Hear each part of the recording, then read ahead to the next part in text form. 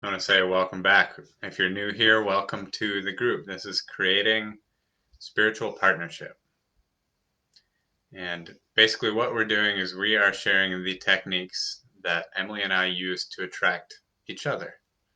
We both had the intention of attracting a divine partner, attracting a life partner, somebody to grow a family together with. And we both use very similar techniques, working with the law of attraction to create a specific experience, to manifest circumstances into our life of finding that person.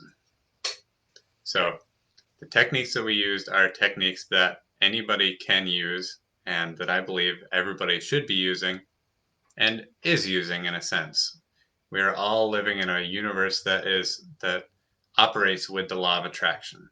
So whether we're using it intentionally or whether we are using it accidentally, we are using it just the same. We're manifesting all the time. So my intention with this work is to practice myself and also to share with anybody who's looking to learn techniques that you can use to attract. And specifically with this video, what I want to talk about is attracting with your vibration. So what is your vibration? You hear people talking about this a lot. And for me, the most simple way to understand it is that a low vibration is a diminished state of awareness. A high vibration is an expanded state of awareness. You can also refer to the scale of emotions or the emotional guidance scale in seeing whether you are in a low, medium, or high vibration. A low vibration on the emotional guidance scale would be shame, guilt, fear, those type of negative emotions that bring us into a contracted state of awareness. In contrast, a high vibration or an expanded state of awareness is something like reason, love, joy, and in the middle, or I should say in the middle actually, reason is kind of between the high and the low, as well as things like acceptance. So we can move from the lower states to the higher states simply by choosing to switch our focus. For instance, I'm a surfer. I love to ride on waves in the ocean. It's one of my favorite things to do. And sometimes I can be very critical of myself when I'm not doing it well. Surfing is an interesting sport because you kind of get tossed around in a way that you wouldn't with most other sports. I'm a skier and a mountain biker as well. I've never had the mountain actually like pick me up and throw me, dunk me into the water or do anything like that. So it can be a pretty intense experience to have. And I've noticed a contrast between whether I'm in a lower or higher vibration with how I will react to what I consider to be a bad job. Like if I don't surf the way that I wanted to on a wave, sometimes I'll get tossed and thrown into the ocean. So here's an example of a low, medium, and high vibration thought. Really low would be going into the shame or the guilt and thinking, wow, I suck. I just suck. Super self-critical, not helpful at all. A little bit higher of a vibration could be, oh, I made a mistake, right? Because it's more like acknowledging, accepting that, oh, I didn't do such a good job on that one, but it doesn't mean that I'm a horrible person. It simply means that I made a mistake. Moving up the scale could be, oh, thank you. Thank you for teaching me this lesson, Mama Ocean. Beautiful ocean. So every time I make a mistake, I don't quite do the thing I want to do in the waves, I can tell myself I'm getting stronger, I'm getting better, I'm learning lessons from these experiences. We can apply the same type of thinking to anything that we do, basically. So especially when relating to other people and when we consider something to be, when we get rejected or if somebody says something we don't like or basically get brought down in some way, we can choose a low, a medium, or a high vibration in relation to what they have said. So there's always going to be outside stimuluses coming into our frame of reference. And really the only choice that we have is how are we going to react to it? How are we going to relate to these things that are happening? And by those choices, we are going to shape our reality. We are shaping our reality by choosing how we react to circumstances that come into our lives, to things that happen to us, or things that happen for us. So once again, to be in a low vibration is to be in a contracted state of awareness. To be in a high vibration is to be in an expanded state of awareness. This is a really useful tool to use. Anytime you're not feeling good, you notice that you're low down on the emotional guidance scale. Notice, am I in a contracted state of awareness or an expanded state of awareness? If I ever feel bad, if I ever don't like the way that I'm feeling, 100% every single time I'm in a contracted state of awareness. I'm hyper-focused on something that is bothering me. And this is lowering my vibration. So I'm hyper-focused on something that's bothering me, and this is lowering my vibration. This is what's happening every time you're feeling bad. Even if something legitimately bad has happened to you, right? This is still a choice that we get to make. So by choosing to play this game, we are choosing to attract or repel people and circumstances from coming into our reality or not coming into our reality. So we're attracting the circumstances of our lives by controlling our vibration. So this is what we're doing when we're intentionally manifesting, is simply paying attention to this process. What am I thinking? What am I saying? What am I doing? How am I feeling? And what's happening around me? Am I in a contracted state of awareness? Am I in an expanded state of awareness? What's happening around me? What's happening in my life? Now, it's very important to acknowledge here that there is often a delay. The delay principle says that these things come into our lives after a certain amount of time. So you can't just raise your vibration for 10 minutes or 20 minutes and expect everything in your life to change. It's a consistent work that you're doing. Consistent and continuous work that you're doing to attract these circumstances into your life. So don't give up. Don't just stop, after doing this for a couple of weeks or a couple of months or whatever. It could take years to attract a certain situation into your life. However, if you maintain your focus on that thing and continue living in alignment with whatever that circumstance is, you will manifest it into your reality no matter what. It is the law of attraction.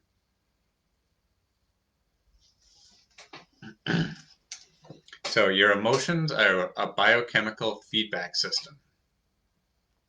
They are letting you know if you are in alignment with your values, if your actions are in alignment with your values. If they're not, you're gonna feel down. You're gonna notice. Your emotions are a biochemical feedback system. So they are letting you know if you're in alignment, if you're on the right track, or if you're not. And the more clear you can get about your values, the more clear you can get about what you are manifesting, the more easy it's going to be to tell if you are on the right path, to tell if you are in alignment with those circumstances that you're manifesting or not. So thoughts are a vibration. That's why where the saying thoughts become things is that actually thoughts are a vibration. So even with our thoughts, we are sending out frequencies, sending out vibrations into the world and interacting with the frequencies around us. You know how if something's wrong, if somebody's angry or somebody has some sort of powerful negative emotion going on inside of them, you can oftentimes tell, even if you don't know what it is, because you're picking up on their vibration. The thoughts are things. Thoughts become reality. And this is not to say that you have to live your life in a way that you're never having bad thoughts. That's not reality. That's not how it works.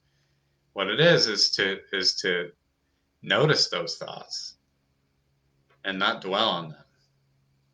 Again, when we're in a contracted state of awareness, we are usually dwelling on one or a couple negative things that are really bothering us. And it's that cycle that keeps us in a low vibration. And it's a vicious cycle because it keeps us attracting circumstances that we do not want to have. So a helpful example of this is these conditions of depression and anxiety. Conditions of depression and anxiety are absolutely epidemic in our society right now. And I believe that at the core of this problem is being disconnected from our true nature. Not understanding that we are creator beings, that we have the power to control circumstances around us. We have the power to choose what type of life we would like to be living. So it's that disconnection from our true nature and disconnection from our values. If you're really out of alignment with your values, you're probably not going to feel very good. You'll very easily be in a state of depression or anxiety. The other thing about these states is that they are not present moment focused. So depression is always a focus on the past. It's excessive focus on the past, things that we regret and cannot change. And of course, if you're continually focusing on things that you regret, that you cannot change, of course you're going to feel bad. Of course you're going to feel depressed. It's a horrible place to be. I've been there many times. On the other side is anxiety, which is future focused. So depression is excessive focus on the past. Anxiety is excessive focus on the future. This is all the things that could possibly go wrong. So we're creating suffering in the present moment by focusing our attention on something that has not even happened. Think about the insanity of that. And some of us are in a constant state of allowing this mentality to take us over. And by the way, just because I'm saying this is an insanity that we choose does not mean that I do not experience it. I certainly have anxiety. I certainly have concerns about things that could go wrong in the future. It's not to completely eliminate those things. What it is to decide not to focus on them, to notice when you are focusing on them, and to change your pathway. Move to a slightly better feeling thought. Remember, as you move up the emotional guidance scale, you don't go straight from shame and guilt all the way to joy and love. There's a lot of steps in between. And so simply choosing a better feeling thought can raise your vibration, start to bring you up the emotional guidance scale. So even moving towards anger from shame and guilt is an upgrade. It's a raising your vibration. And moving from that to acceptance and reason is raising your vibration, expanding your awareness. So on that note, you cannot focus your thoughts on things that make you feel bad and hold a high vibration. Once again, you cannot focus your thoughts on things that make you feel bad and hold a high vibration. It's impossible. So how do you create a high vibration? How do you raise your vibration? There are lots of different ways to do it. We've already talked about some of the methods.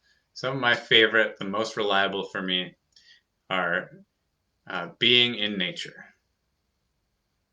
Especially being in the light, in the sunlight, and close to the water. Light is the closest physical manifestation to source energy, and water is second. It's one of the closest.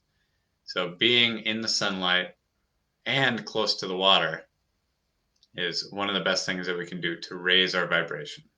Also, getting in the water on the water, in the water, next to the water, all these things are a really good way to transform your vibration. You can see this in human behavior. I mean, we're intimately always connected with the water. We're made out of water largely. And it's a tool that we can use not just for survival, but to thrive, to raise our vibration. This is also why cleansing is so important, because you're not just cleaning your physical body, you're actually cleansing your energetic body. So why showering and bathing is so important. You're actually cleaning out your energy field and raising your vibration. Another really great one is music. The great thing about music is that it'll change your vibration without you even needing to think about it. Right? It takes you to a place that largely is separate from your conscious critical mind. And especially if you like the music, if it makes you feel good. I know music has the ability to take us to all different kinds of places on the emotional guidance scale. Sometimes it can really make us feel bad because of our connection to those vibrations, or because of the vibrations that the artist is putting out. But yeah, music that makes you feel good. Family and friends, or being around anybody who is holding a high vibration. So one really amazing thing is that when you hold a really, really high vibration, like for instance, spiritual teachers, gurus, people like that, the ascended masters in particular, were people who were able to hold such a high vibration so consistently that anybody who was in contact with them, anybody who came near them, was able to move closer to that high vibration. Because we have something called mirror neurons, which means that we copy the vibrations of the people around us. We copy the behaviors of the people around us, even unconsciously, but we also copy the vibration. So if somebody who you really love and care about is really happy, they're in a really joyful place, you can simply be around them and raise your vibration to where they are. Similarly, if somebody who you love especially is in a really low vibration, if they're in the shame, guilt, fear zone, they can take you down closer to that level. And it's important to understand that you can be present for them without going down to that place with them. And actually, it's not helpful for you to go down to that place with them. So yeah, the vibration of the people around us is very contagious. We're activating our mirror neurons. So this is why choosing your friend group, choosing the people you spend time with, choosing your coworkers even, is such an important part of how you feel on a day-to-day basis. Because whether you like it or not, you're going to pick up some aspect of the vibration that those people are putting out. So the way to work with this is to figure out who is emitting the type of vibration that you want to be existing in. Who's doing the type of things that you want to be doing, and is maybe even a couple levels above you. And really make an effort to spend your time around those people, because you can go there with them. There's a very common saying in the personal development world, which is, show me your friends and I'll show you your future. We will always kind of even out, come to a similar level as those people who we hang around, once again, because our vibrations are mirroring. We're moving together.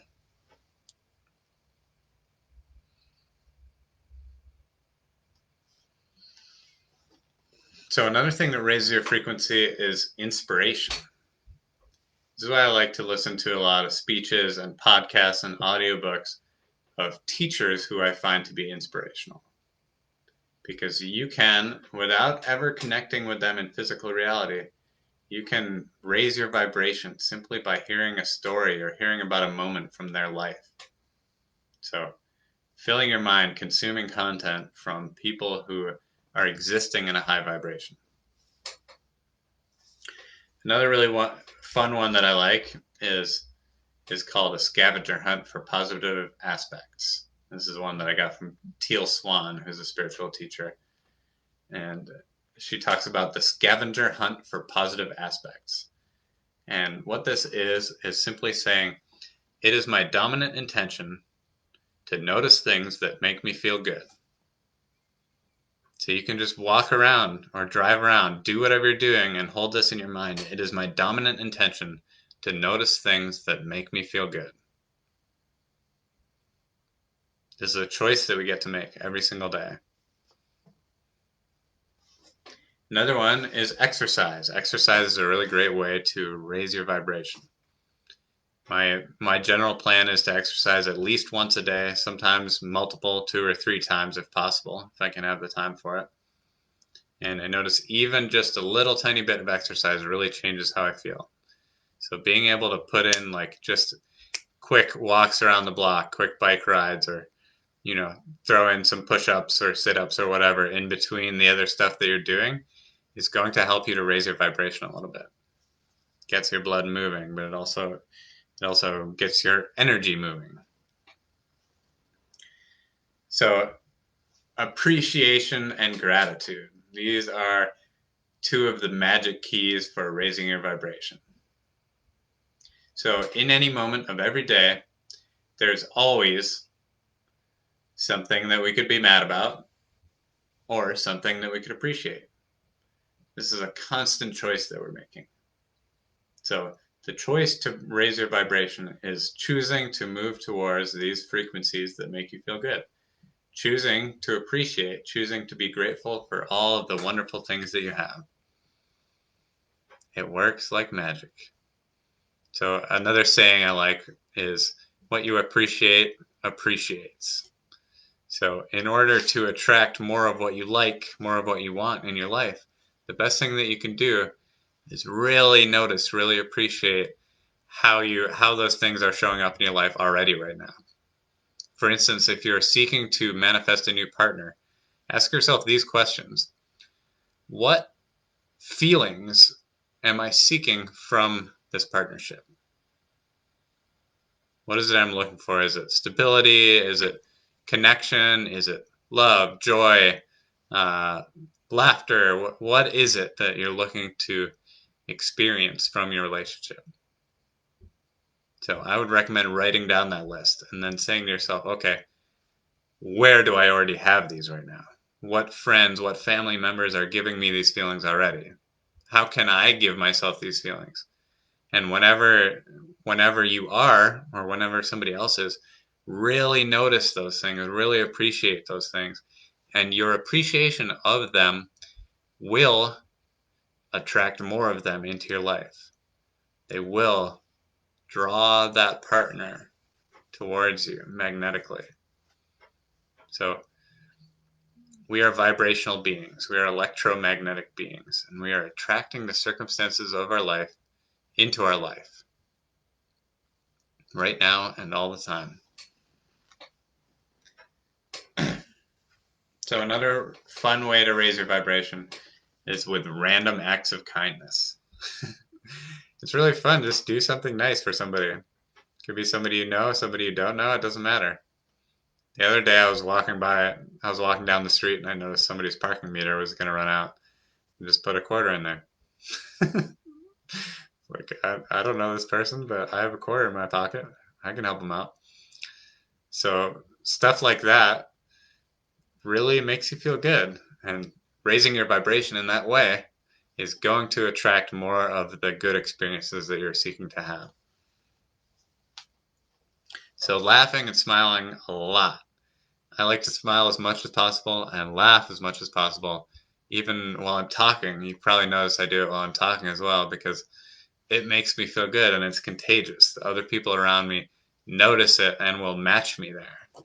So I found it to be actually almost like a magic key to unlocking experiences that I want to have, or unlocking new connections, is simply smiling. It's so easy.